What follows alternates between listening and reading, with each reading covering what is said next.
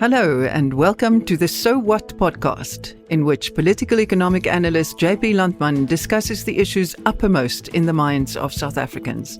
You can find a written version of this content on JP's website, jplandman.co.za. I am Ruda Landman and I am your host. These first few recordings were done at our dining room table, but we will soon be moving into a studio.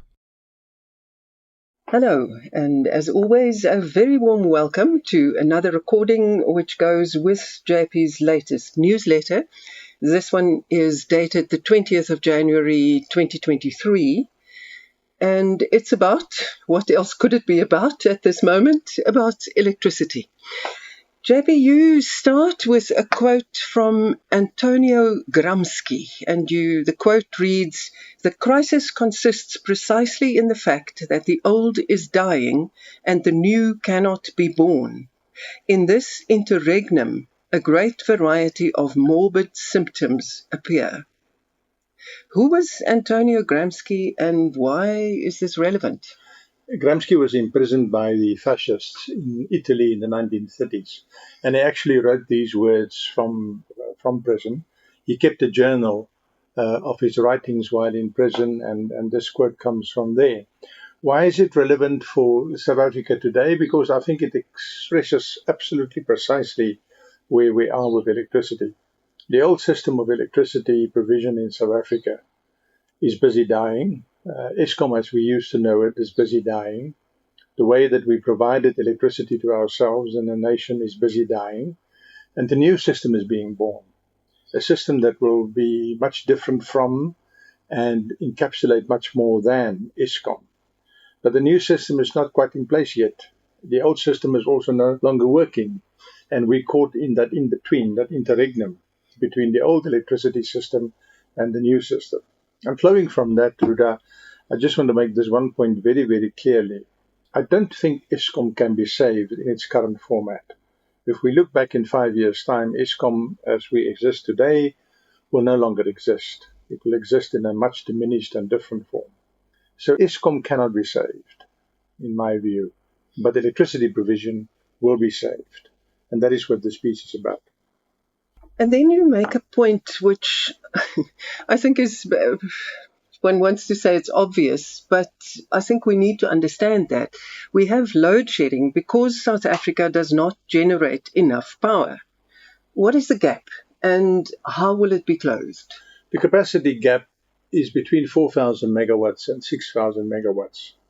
There's no 100% consensus about the correct number. Eskom, as recently as November, said the capacity gap was 4,000 megawatts. What I do in this piece is I assume that the capacity gap is 6,000 megawatts. And then I look at how one can whittle that 6,000 megawatts down. And that is simply the gap between supply and demand? Yes, that is simply the gap between what Eskom can produce when everything goes right and when everything runs well, and what is demanded by the economy and by people and by households and so on. That's the capacity gap. Now, it's important to note that whether you use 4,000 megawatts as your number or 6,000 megawatts as your number, what we're talking about are baseload megawatts. Now, what is baseload? Baseload simply means the power is available for 24 hours of the day. It's not just available when the sun shines or when the wind blows. It is there all the time. Now, if you want to compare apples with apples, 6,000 megawatts of baseload will require about 18,000 megawatts of renewable capacity supported by storage and gas. That's the way to compare apples with apples. The baseload people try to argue that you can get baseload only from coal or from coal and nuclear. And that is actually not true. Technology is developed in a different way. And you can now, there's a wind farm in Postmasburg in the Northern Cape, not a wind farm, a solar farm that has now for 12 months provided electricity 24 hours per day from the sun using a salt technology. So for storage. For storage. So with renewables, you need storage and whatever technology, and you can use gas to make up for the times when the renewables are not working. So 6,000 megawatts of a capacity cap is 6,000 megawatts of base load, and that translates into about 18,000 megawatts of renewable capacity that is needed.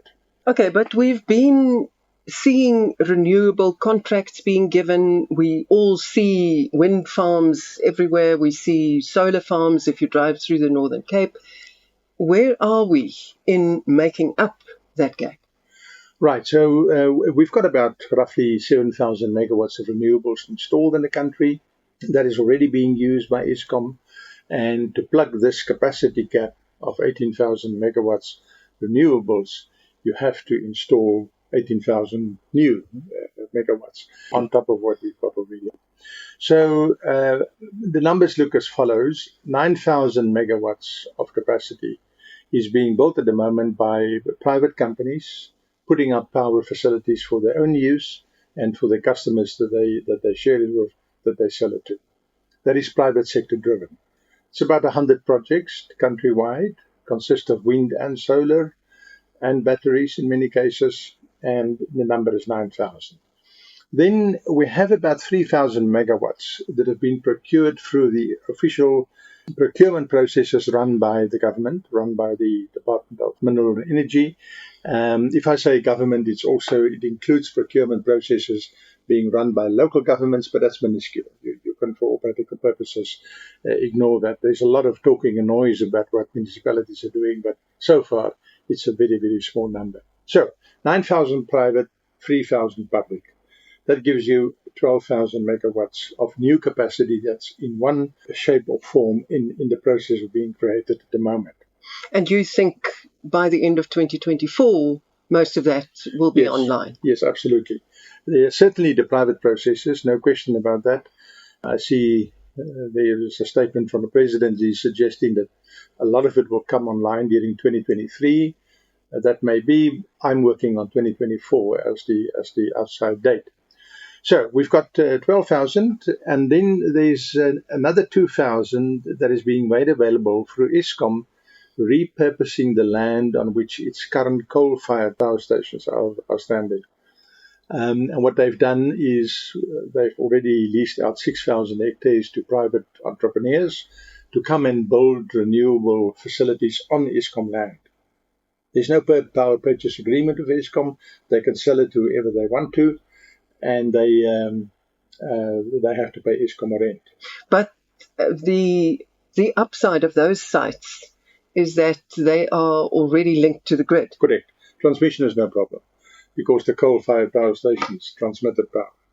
So that's another 2,000. So you've got 9,000 private, 3,000 through official procurement, the so-called bid windows.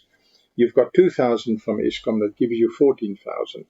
And then there is another 1,000 megawatts that will take the total to 15,000 of power that will be bought from existing independent power producers who have extra capacity. So you have a capacity for, say, 110 megawatts, but you're only selling 100 megawatts to Eskom.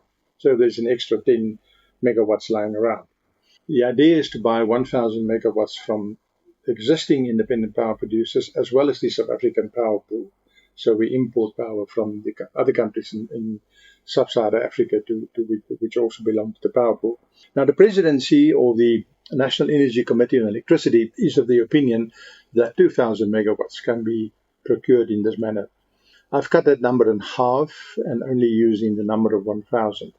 And that brings us then to a total of 15,000 megawatts that are currently in the process of being procured and which I think will be connected to the grid by the end of 2024 at the latest.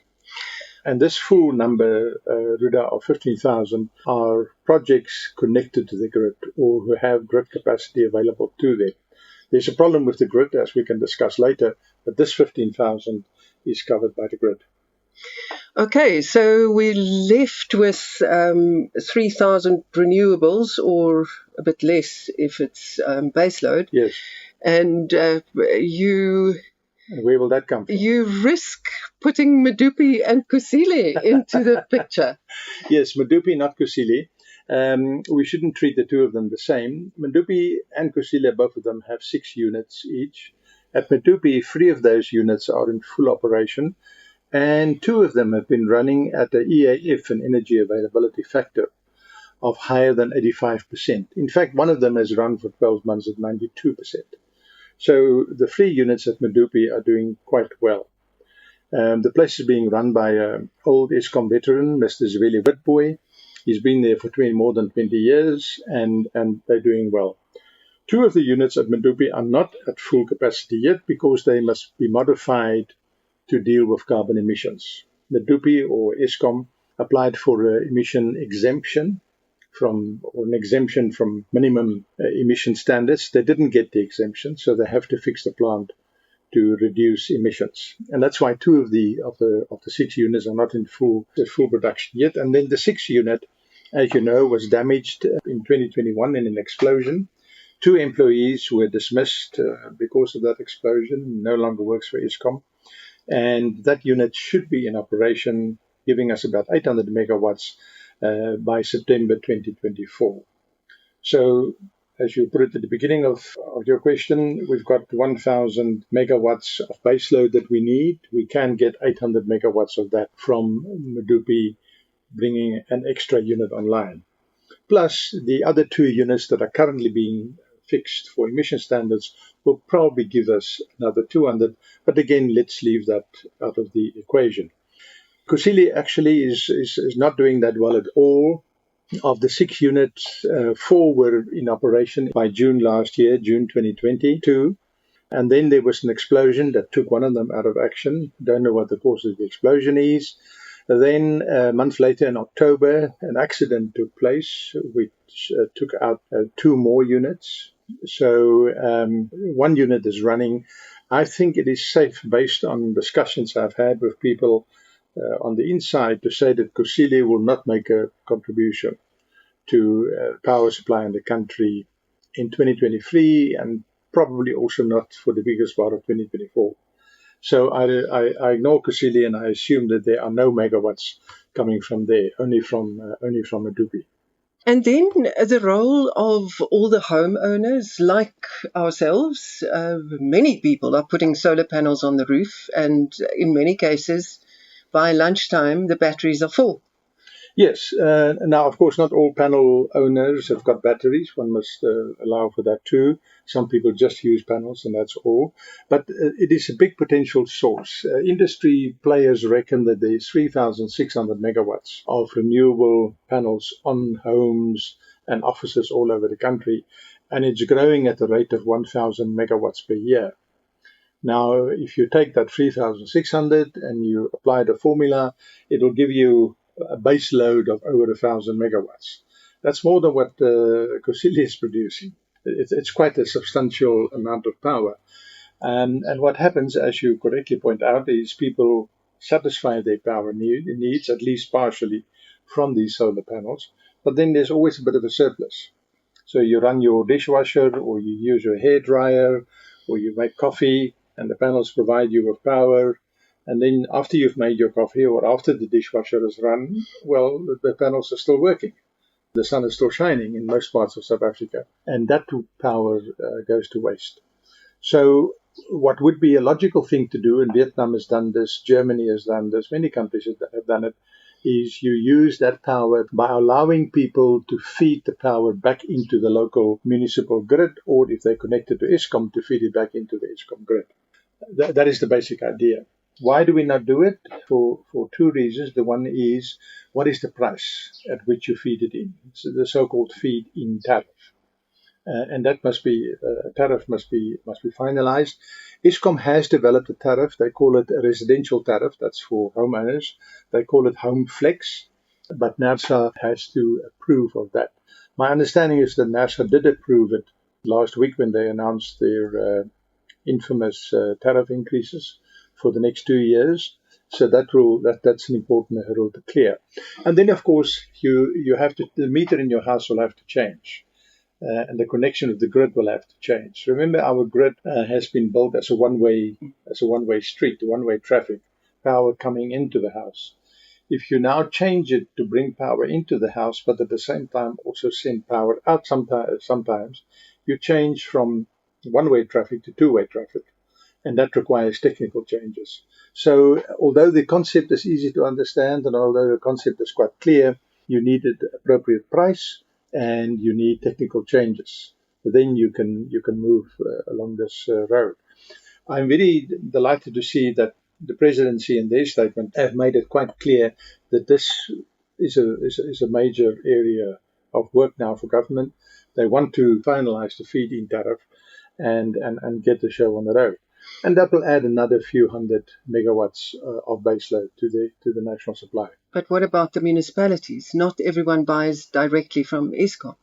Absolutely right. And municipalities are very keen to hold on to this source of income. So they also are not prepared to let go.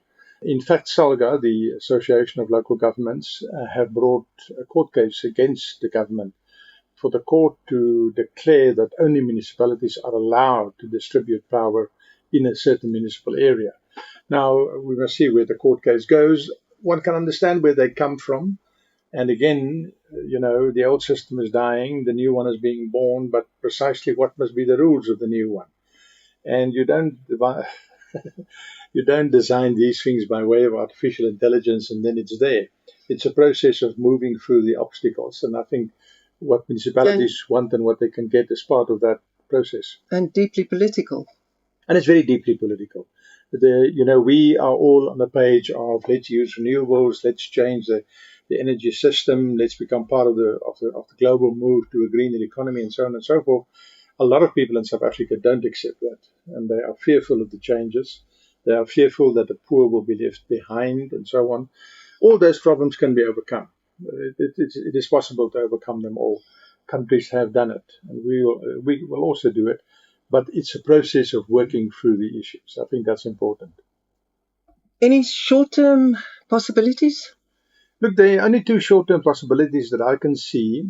The one is that you use diesel, which is very, very expensive, and it's not a sustainable option. But if Treasury can find the money, Eskom doesn't have the money. Let's be clear about that. Eskom doesn't have the money, and it looks as if NERSA has not allowed Eskom to increase tariffs to allow for diesel purchases. That is what the NERSA decision looks like. So if you want diesel, you want to buy diesel more than what is allowed for in the Eskom budget, you will have to get the money from somewhere else. But that diesel is one option if Treasury gives you the money. The other option is that we go back to the car power ship option. I call it the dreaded car power ship option in the written piece. Why dreaded? Because it involves 20-year contracts. It involves very little permanent infrastructure, and it brings with it undesirable environmental impacts. So you can argue that none of these things, 20-year contract and so on, none is as important as reducing load shedding. And that's a choice the society must make. So you can do those two things, gas at a huge price or diesel at a huge price. I think the better way to approach this is simply to say publicly and openly, we will have load shedding for another 2 years. There is no ways around that. There's no quick fix. There's no quick solution. This idea that you can do things and next week load shedding will be over is really, really nonsense. Even if you use gas and even if you buy diesel, it will still take time and it will be prohibitively expensive. So no, I don't think there are short-term solutions. But as you say, there are people who argue that Eskom's power stations must just pull themselves together. Yes, absolutely. And then it will be over by tomorrow. Yes, absolutely. And particularly the politicians are doing that. They say Eskom doesn't have a money problem, it has a management problem, quote unquote. I think that's total nonsense. Other people say there's no capacity shortage. They reject the capacity gap argument.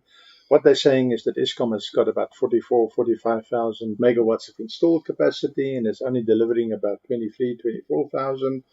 So clearly there's a lot of capacity there not being used. I think the problem with that argument is that it ignores the EAF, the energy availability factor. The Eskom plant is old. The average age, if you exclude Medupi and Kusile, is more than 40 years. Now, if you will know from the fridge in your kitchen or the lawnmower in your garden, you use a 40-year-old piece of equipment, it doesn't give you the same performance as a new fridge or a new lawnmower. Just as simple as that. Added is the fact that a lot of the Eskom plant has not been maintained for a long time. We know that. How do we know it? Because an industry association, VGB, based in Germany, to which Eskom also belongs, track and they monitor the energy availability factor, the EAF, of power stations worldwide. And the reality is that Eskom was absolutely on par in its energy availability factor, its efficiencies, with the world average, the global average, until about 2011. Since 2011, now that is now 11, 12 years ago, since 2011, Eskom's energy availability factor has simply fallen away from the global average. So there's clear empirical evidence that there's a strong problem with the efficiency of the Eskom installed capacity. So to talk about we've got 44,000, we must just use it properly, is really, it is simply wrong. It is simply wrong. And the figures that you quote, the global average is 75% or more EAF. Yes. Eskom is 53. That's a very important point. The Eskom fleet is running at below 54%, 53.9 to be precise, this year. Last year they ran also at those levels. There's an energy analyst, Mr. Clyde Mallinson, who's done extensive work on the energy availability factor of the Eskom fleet, and it's been coming down for a long time, and he is predicting that it will go down to below 50. So never mind the 53.9 that we're doing currently, it may drop even lower, and that has been the trend. So yeah, absolutely, we are way below what Eskom used to be. You know, we mustn't forget, at the beginning of the 2000s, Eskom was voted the best utility in the world. It was really a superbly run and producing organization. But that is 11, 12 years ago. No, that's 20 years ago. That's 20 years ago. I'm sorry, it's 20 years ago. And things change. Things change. And machines get older and older and older. And the machine gets older, and they get older quicker if you don't look after them. And that is precisely what happened here. So no, I'm afraid the efficiency argument doesn't hold up. But then the next problematic area is the grid transmission. Yes, what came out clearly in December is something which people have been warning us about, and that is that there isn't enough transmission capacity, transmission lines to carry the power up and down. Now again, our national grid was developed to move power or electricity in one direction, one-way traffic, from the power stations in the eastern side of the country, Mpumalanga, to the rest of the country. What is happening now with renewables and power plants going up all over the show is you need a grid that can do electricity in two directions. Secondly, you need a grid that can cope with the intermittency of wind and sun. If the sun is shining, there's power. Cloud moves in before the sun, there's no power. That's a bit taxing on a grid, and you've got to adapt the grid for that. And a lot of the renewable power stations are in completely different places now. Yes. Northern Cape, Eastern Cape. Yes. There are very few transmission lines. Well, they're not enough transmission lines, let's put it that way. And this became very clear in December when the government announced the results of bid window 6. The bid window was 4,200 megawatts big. There were 56 bids that came in. So people are interested. People are definitely interested. What the bids tell us is that people want to invest. For all the stories about people not wanting to invest in South Africa, blah, blah, blah, people with real money and real checkbooks have actually written the checks to participate in the bid, and they've submitted bids, very competitive bids. But only of that 4,200, only about 850 or 860 in the end could be allocated because only those bids had access to the transmission grid. So you had 56 bidders, only 6 bidders had access, so you lost 50 bidders, so to speak. You wanted to get 4,200 from a bid round, but you only got about 850. There may be another 150 coming, call it 1,000, but the gap is quite big. So the round was a big disappointment, and I think what the round tells us is that the upgrade of the transmission grid is now really important. This sounds as if it could be expensive. It will be expensive. The Eskom Transmission Division, which is due to be set up as a separate company, but reporting as part of Eskom, they published a transmission development plan every year. And the last one was published in October last year for the next 10 years. And essentially what they are saying is that they, at the cost of about 72 billion rand, they can add 16,500 megawatts of transmission capacity. And they've got a number of projects, 23 in one case and 13 in another case. So it's more than 30 projects all over the country, which if they implement the projects, they can upgrade by the 16,500 megawatts I referred to. That will cost 72 billion rand. So where will the money come from? At this stage, the idea is that the money must come from the green climate funds that South Africa got in the deal that it signed at COP27. Now, I wrote about that in December last year. If you look at the detail of that plan, 131 billion rand is set aside in the plan to upgrade the South African transmission grid. And the President, in fact, has already said it in some press conference, that the first cash from that COP agreement or climate funds agreement will go towards upgrading the grid. So I don't think that it is a constraint now. It is a problem now. I don't think it's a permanent constraint. You can throw money at the problem, create the extra capacity, and connect all the new producers. And the money is available via the climate green funds. Do you think government is on top of this? Yes, they're on top of the issues, but they're behind in time. What I mean by that is the Ramaphosa government has made a number of important changes in electricity policy over the last 4 years. But the reality on the ground has developed faster and quicker than what the government has reacted. So, yes, they are on top of it in terms of understanding the issues and what needs to be done. There is also division in government. We know that Gwedi Mantashe wants to pull in one direction, but he hasn't stopped policy development so far. But load shedding is happening faster and quicker than what government policy is evolving. And I think that is the basic constraint. Government is not getting ahead of the problem. They are just always a few steps behind. And that's, I suppose that's in the nature of governments, but it is a problem for electricity provision. So what should happen this week to start getting us out of what you call the mess at one point? Well, first of all, the 9,000 megawatts of private power must be allowed and helped to become real. Don't put obstacles there. Don't prevent their progress. A ditto for the 3,000 megawatts of publicly procured power through the bid windows. Those bids have now been allocated. Everybody knows what the prices are, who is in, who is out. Allow those projects to go ahead. So basically dealing with the administrative issues around procuring power. That's number one. Number two, I think a feed-in tariff from homeowners must be put down, and municipalities must be guided to change their approach and accept what needs to be done to make that happen. I think that is number two. If we're going to stop adding any of the capacity that I've referred to, any of that 18,000 megawatts capacity, then load shedding will persist beyond 2 years. If we can get the 18,000 megawatts of capacity, we can deal with load shedding. And then lastly, of course, we must get a clear effort to finance the upgrading of the transmission grid. That money from the green climate change funds, green money, must be used to upgrade the transmission. So it's quite clear what needs to be done. Just sit down and do it and make it happen. That is really where we are.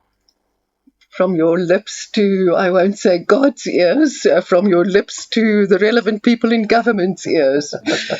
Thank you very much, and thank you for all the work that went into this. No, thank you. Go well.